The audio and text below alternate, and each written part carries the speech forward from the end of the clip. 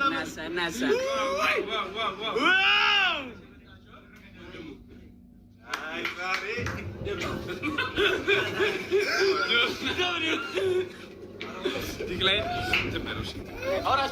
ايش جايز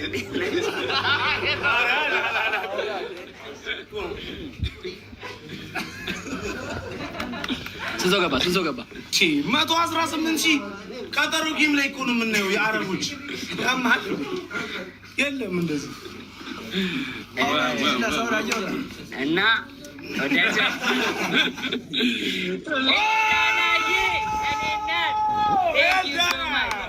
Thank you so much. Let's go.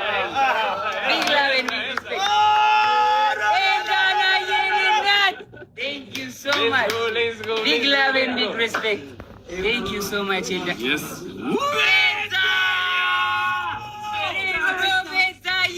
Betaye Nat. Thank you so much, Nati. Thank you so much, Betaye. I love you. Betaye. በጣም ማመስገን ፈልጋለሁ ቤታን። ባይ ዘ ዌይ በዚህ አጋጣሚ ቤታን ቴንክ ዩ ማለት ፈልጋለሁ። ትንሽ አለመግባባት ተፈጥሮ ተጣልተን ነበር የታሰርኩትኝና ግን በቃ ያንን ረስታ አብራኝ ነበረች እስከ መጨረሻው ከጎኔ ነበረችና ቤታዬ በጣም አመሰግናለሁ። አይ ላቭ ዩ ጸግዬ። ቴንክ ዩ ሶ ማች ቴንክ ዩ ሶ ማች ጸግዬ። ደግሞ በጣም ትወዳለች። እኔም በጣም እግዚአብሔር በጣም ብዙ ጊዜ ነው የምንጠይቀን ቤታ እኮ ፍቅር ናት። ቤታዬ ቴንክ ዩ በጣም ነው የማመሰግነው እናቴ።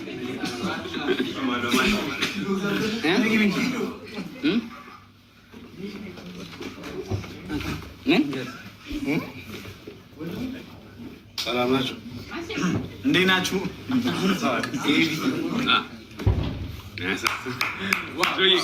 ቲናዬ ቴንክ ዩ ሶ ማች ቴንክ ዩ ሶ ማች ጋይስ አይ ላቭ ዩ ሶ ማች አይ ላቭ ዩ ኦል 124,000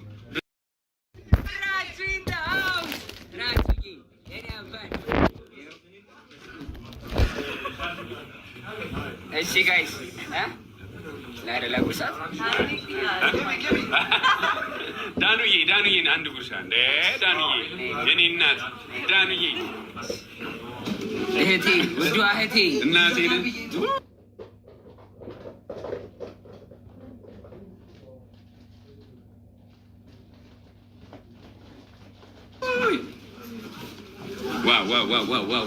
እሺ ጋይስ አሁን ወደ ሰርፕራይዛችን ሄዳለን። ጥያቄ ቅርብ ብላችኋል። አው መጣይ ሁለት ሰው ላስገባ ገስ ገባ ውጣ ሶሶ አይሆንም ገስ ሲሲ ሮይ ቴንክ ዩ ሶ ማች እሙአይኔ ጆን ፋሚሊ ጆን ፋሚሊ ቴንክ ዩ ሶ ማች ቢግ ላቭ ኤንድ ቢግ ሪስፔክት። እሺ ወንበር አምጪልኝ። ይሄን ወንበር አምጡት እዚህ ጋር ወደ ሰርፕራይዙ ነው። አምጣ ወንበሩን እዚህ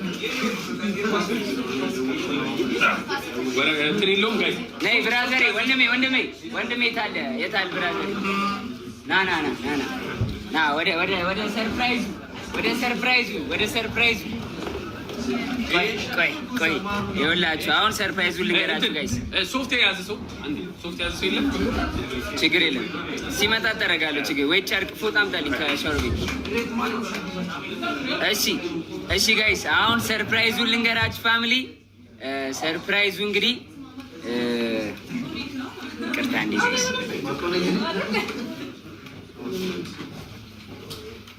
እሺ ጋይስ ሰርፕራይዙ እንግዲህ ያው እኔም በወጣትነት ስሜት ግፊት ብዙ ነገር ውስጥ መግባት ይታወቃል። ያው እግዚአብሔር ሳያበዛ ምሮኛል። ሙብዬ ብራዘር ቴንክ ዩ እና እግዚአብሔር ሳያበዛ በትንሹ አሳይቶ ብዙ ነገር አስተምሮኛል። በሰራውት ጥፋት ማለት ነው። በወጣትነት ግፊት እና የወጣትነት ስሜት ይሄ በልበል አርግ የሚለው ስሜት ጥሩ እንዳልሆነ ያ ስሜት ደግሞ እንደሚጎዳ እንጂ እንደማይጠቅም የሚያሳይ የራሱን የህይወት ታሪክ አጎቴ ዳይ ድሪባ እንግዲህ መጽሐፍ ጽፎ ጨርሷል። ያው ወደዚህ የደስታ ምንጭ ብራዘር ና እኔ ኢንተርቪወር ነኝ። አሁን ደዋን ኢንተርቪው እናደርጋታለን። ና ወደዚህ አዙረው ወንበር